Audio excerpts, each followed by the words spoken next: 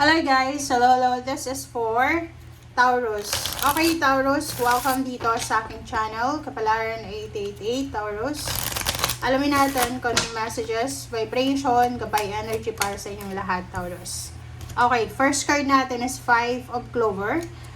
Taurus, the clover leaf is dalawang pwedeng mangyari dyan. So let's check the second second card, sorry. Okay, this is 6 of So, dito sinasabi ng bara, kasi yung clover na to guys, dalawa yung ibig sabihin niya. Depende sa second card yan. So, kaya nga kinuha ko yung second card. So, ibig sabihin niya, kung etong second card mo is good news ito. Pero since this is a bad luck, bad news, sinasabi sa inyo ng barahan na ihanda mo yung sarili mo, Taurus. Prepare yourself, Taurus, because dito sa barahan mong ito, posibleng there's a bad news coming. There's a bad news, there's a hindi inaasahan, sudden shock, okay? So, like for example, example lang dito is all about your relationship. Pwedeng matuklasan mo na yung karelasyon mo ay may sakit. Matuklasan mo na may third party, may karelasyon, may ibang karelasyon, parang ganun. Or, ninanakawan ka, or whatever man na bad news siya. So, sinasabi ng bara sa'yo dito na there's a bad news coming para sa'yo, lalo na sa usaping pera. Ang pinaka-worst dito guys is posible na kung may trabaho ka, possible na isa sa mga bad news ay possible na alisin ka sa trabaho. Okay? Pwedeng na ma-lay off ka or ma-terminate yung contract mo.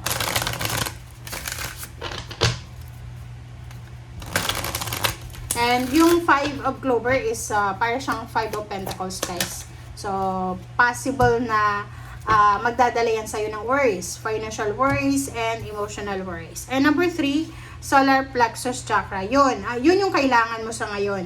Kailangan mo ng balanse. Kailangan mo ng clarity. Kasi, hindi sa pero may mga Taurus dito na pwedeng you're under attack of spiritual, under attack of spells, rituals, gayuma, karma, barang, kulam, or whatever man. So, kung may nararamdaman kayo sa katawan nyo, or may nararamdaman kayong parang palagi kayong pagod, masakit ng ulo nyo, or kung ano man, na halimbawa yung isang tao, nakikita mo na masama yung ugali niya, pero hindi mo pa rin, like, parang hindi ka na-disappoint, ibig sabihin na gayuma ka. So, you need to find someone, okay, humingi ka ng tulong sa mga may alam, para labanan mo kung ano yung pinagdadaanan mo. Nasa under attack ka ng like whatever na spiritual, yan, na nangyayari sa buhay mo. Okay, eclipse, dance with your shadow. So, dito sinasabi ng barahan na ihanda mo yung sarili mo, prepare yourself para sa shadow moment.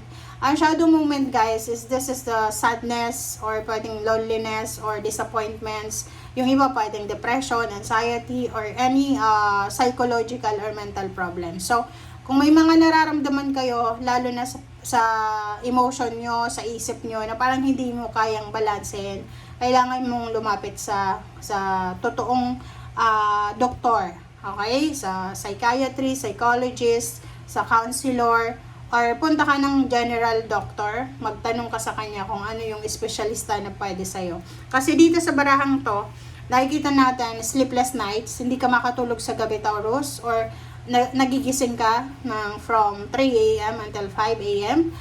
Yung iba sa inyo balisa.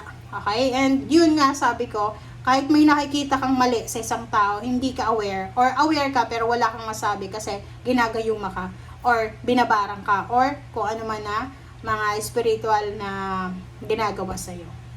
Alright.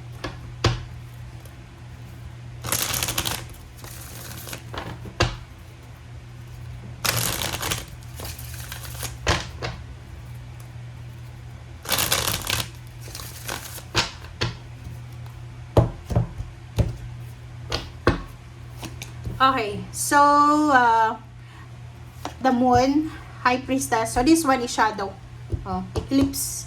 So this is a confirmation. Yung dalawang yan, this is water sign energy. So ibig sabihin, talagang malungkot. Possible na for the next 2 weeks ay makaramdam ka ng kalungkutan, bigat ng kalooban, confusion, Since this is Aries energy tayo, so posibleng makaramdam ka ng aggressiveness and uncertainty. Parang feeling mo walang kasiguraduhan. Okay? Strength, oh. Napaka-importante to ha. Sinasabi ng bara sa'yo dito, Taurus, na kung ikaw, halimbawa lang ha, halimbawa nawalan ka ng trabaho, nalaman mong niloloko ka, nalaman mo na may sakit ka or may sakit yung person mo, yung boyfriend or girlfriend mo, syempre malulungkot ka. Possible na magpanik ka, magkaroon ng depression, anxiety, ma-stress. Sabi ng bara sa'yo dito, you need to be strong. Kailangan mong maging strong, kailangan mong magpakatatag. Okay? Yun yung kailangan mo sa 2 linggong ito. Ang kailangan mo sa 2 linggong ito is kalakasan. Kailangan malakas ka. Kailangan malakas yung isip, puso mo. Okay? Alright, so the moon and High Priestess. Kailangan mabilis kang kumilos sa 2 linggong ito. Kumbaga, wag masyadong pakampante. Mabilis dapat yung actions mo. Okay? Trabaho. Sinasabi ng bara sa'yo dito na pwedeng yung iba sa inyo dyan ay abala kayo sa paghahanap ng trabaho. Or pwedeng yung iba sa inyo dyan is unemployed.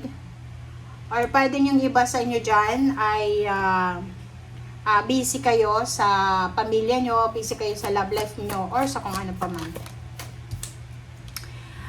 Nakikita ko sa'yo dito na kung ikaw ay isang Taurus na lumayo ka sa pamilya mo, lumayo ka because nag-work ka sa ibang bansa, or pwedeng lumayo ka kasi pumunta ka sa ibang lugar, sinasabi ng barahan na posibleng babalik ka sa pamilya mo. Or yung ibang Taurus na nagkaroon ng problema sa family, umalis, naglayas, possible na bumalik ka.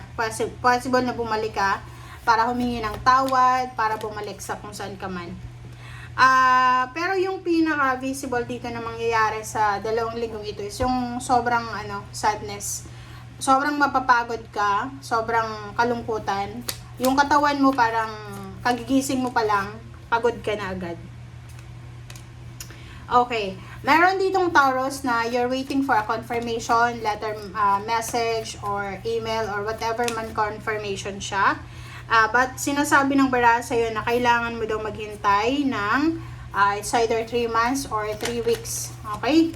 So, nakikita ko sa'yo dito na if you are Taurus na medyo nababagalan ka sa takbo ng buhay mo, yung parang halimbawa, napaka-hardworking mo pero hindi ka naman nakakaipon, napaka-talino mo pero unemployed ka, sinasabi ng bara sa'yo dito na huwag kang masyadong magmamadali. Huwag mong i-pressure yung sarili mo. Okay? Huwag mo daw i-pressure yung sarili mo. And yung victory success dito, sinasabi ng barahan na pinakamatagal yan na kailangan mo daw maghintay ng 3 years. Pero yung iba, sa either 3 months or 3 weeks, possible ka na makatanggap ng balita about sa awards, rewards, or recognition, salary increase, or higher position na hinihintay mo. Okay? Thank you guys. Bye!